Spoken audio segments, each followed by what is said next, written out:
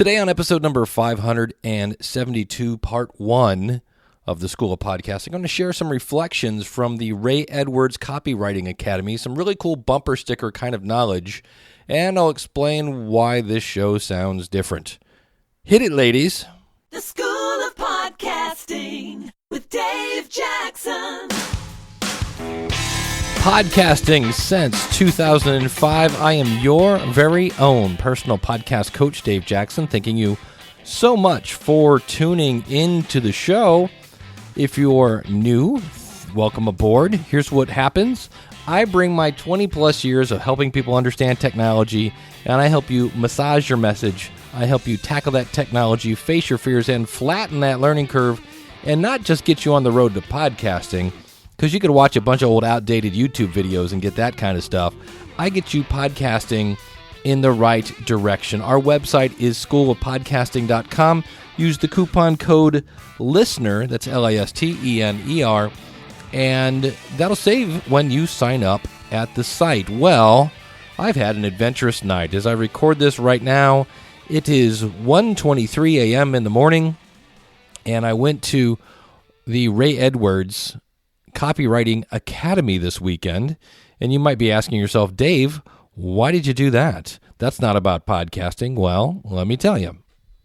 I have always said to grow your audience, you need to know who your audience is, figure out where they are, go to where they are, make friends with them, and bring value to different conversations. And then, if they ask, or you can work it into the conversation, then tell them about your show. And that's basically what I did, because the Ray Edwards Copywriting Academy, when you think about it, has people there that if you're writing copy, that means you're probably promoting something you want to sell.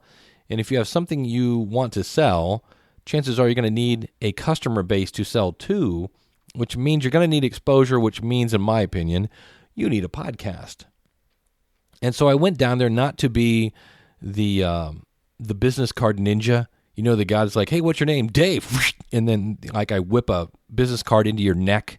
No, I handed out business cards to people who said, do you have a card? And the thing that was really cool about this was, and this sounds weird, when I go to Podcast Movement or Podfest or things like that, there are times when I run into people and they've heard of me. They're like, oh, I've heard of the School of Podcasting.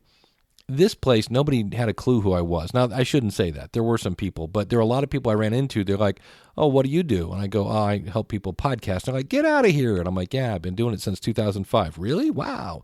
So that was kind of cool because that meant I was getting outside of my comfort zone. I was getting into a new bubble of some sort of people. And when it comes to connecting with people, the best way is face-to-face. From there, you go to video. From there, you go to email. Or actually, from there, you would go to audio. From there, you go to email. And from there, you go to smoke signals, I think is how that works. And so the fun part, you're like, Dave, why are you podcasting at 1:30 in the morning? Is because I'm not home yet. On the way home, I got near Cincinnati, and Bambi jumped out in front of my 2012 Toyota Prius, and I swerved to miss it and almost missed it, but ended up catching its back end, and the front passenger side of my car is just trashed, and I took some fur with it. I don't know what happened to Bambi, but radiator fluids everywhere, and I just had my car towed, and the tow guy was nice enough to drop me off at the Super 8. So we're rocking and rolling. I will say that the Super 8 has better Wi-Fi than the Ramada Inn in Nashville. And so normally at the last episode of the month, I play you all the clips that you've sent in, and I kind of have those, but in reality, I want to give those to you later because I actually have some more. I actually saw my buddy Cliff Ravenscraft, the podcast answer man, so he got him actually to answer the question. He got some more people, and I just need a little more time to assemble those, so I'll probably be giving you those later on in the week. So this will be setting a first 2 episodes in 1 week. But I still had some things I thought I could share. And if you're a regular listener to the show, we know that Glenn the Geek Hebert from Horse Radio Network listens to the show on Monday while he's taking a shower. And, well, I didn't want Glenn to shower alone. So there were a couple things I thought And I call it bumper sticker knowledge in a way. And do you realize that sometimes things that really strike home don't have to be a paragraph long? And so the first one, this is from a guy named Mike. That was his first name. I want to say Mike King or Wing, something with an ing. Really nice guy, copywriting kind of guy. And it's one of those things that you kind of go, well, duh, but it's one of those things we sometimes need to hear again. And that is success is sequential, not simultaneous. And I think a lot of us think it's simultaneous. If I just get into iTunes, then I will get manna from heaven and my trip is over. And it's not. It's just not. That's not the way we work with that. I talked a couple weeks ago about how your podcast is a lot more like a locomotive. Once that thing gets going, it's hard to stop, but it's definitely not a Ferrari. So success is sequential, not simultaneous. And then Ray said this one, and I was like, if you look at your calendar right now, some of us go, these are our priorities. And then you might want to step back and think about that and go, are those your priorities or are they your distractions? And that was one that for me I went, because if you think about it, everyone has an excuse as to why they didn't succeed. So the person that goes, I have tried every single diet, I just can't lose weight. It sounds like an excuse. But in reality, we could probably check and see, did you track every single bite that went into your mouth? Well, not every bite. There's usually a little hidden lesson under there. So when you look at your calendar, is that your priorities or are those just your distractions? And I was like, that's a good question right there. And the other thing is, I was talking with a lot of people. It really was cool. I met some new people, some really nice people. And who I'll be mentioning in part 2 of this. But the thing that was interesting is at one point there was homework to do for this weekend. You're supposed to have certain different parts of your copy already written. And so at one point, we were supposed to build on like part 1. And Ray said, well, wait a minute, how many people didn't do part 1? He goes, it's there's no shame, it's okay. And a few hands went up. And then he said, okay, let's do this. Why don't you guys go over there? They had coaches that would help you there. Let's go over and have you guys work with the coaches to get that done real quick. And then we'll work on. Well, as soon as those 6 people got up, a whole bunch of other people got up and followed them over. And so it was interesting that as they did that, and more people went over, one of the coaches said the thing that he thought that was interesting is I want to say he did 28 different coaching sessions of just helping people with their copy. It was really nice. It was free. So they had a whole team of coaches to kind of, you could look at it like tutors, to kind of get you over any bumps you had. And he said, Andy Traub, really nice guy, and I think he said he did 28 different coaching sessions. But here's the thing. Only one person had an actual product.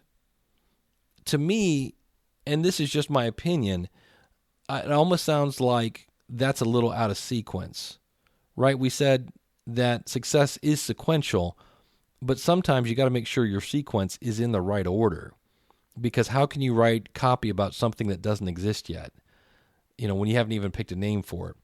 And so that is something I'm seeing here, is that everybody is trying to get their podcast absolutely perfect right out of the gate. And I understand that. Why would you want the absolute perfect podcast right out of the gate? There's only one problem. It's just not going to happen. It's just not. When musicians start out, they're just not that great, and they learn things and they get feedback from their audience on what works, and they start writing songs that the audience wants to hear. And so I'm seeing more and more people that are really, and I make a joke about this, but it's not a joke, and that is they are thinking about planning a mastermind where they can brainstorm about planning a mastermind where they can, and it's the plan of and in the end, nothing happens. Nothing happens. And it's one of those things where we seem to think we don't know what to do, because there are times like, I don't know what to do. And again, I think if we pull it back, I think we do know what to do.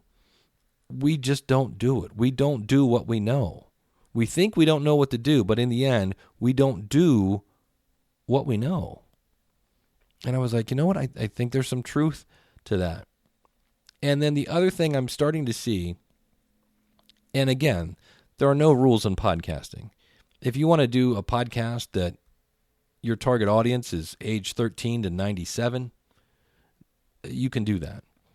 But we have seen that some people have a better success rate when they kind of niche down, take your pick, their audience. And this is another bumper sticker knowledge thing is if it does everything.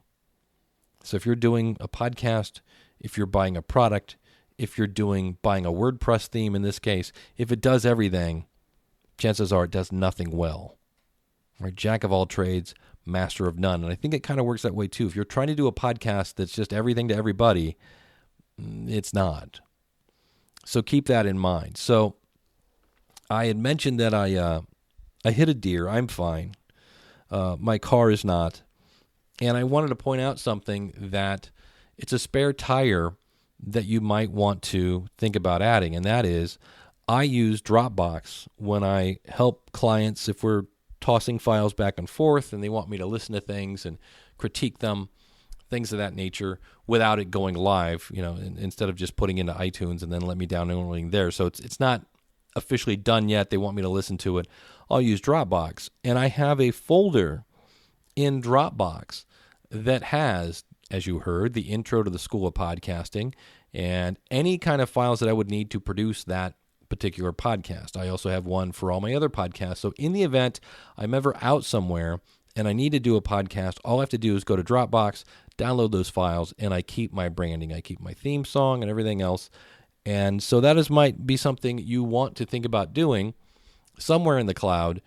Put what I call your production files. And I actually put my production files locally when I'm at home. Those are all in one folder. So that, again, if for some reason I'm headed out the door and I got to hurry up and grab everything and run, I just grab one folder and I have everything I need to create your podcast. So you might want to consider that. And then I was like, well, wait a minute. Let's not just have that folder on my local machine. Let's throw it in the cloud. Let's throw it into Dropbox so that in the event you hit a deer on your way home from Nashville, you can go to the cloud and get your intro music. So I'm going to wrap it up here for that.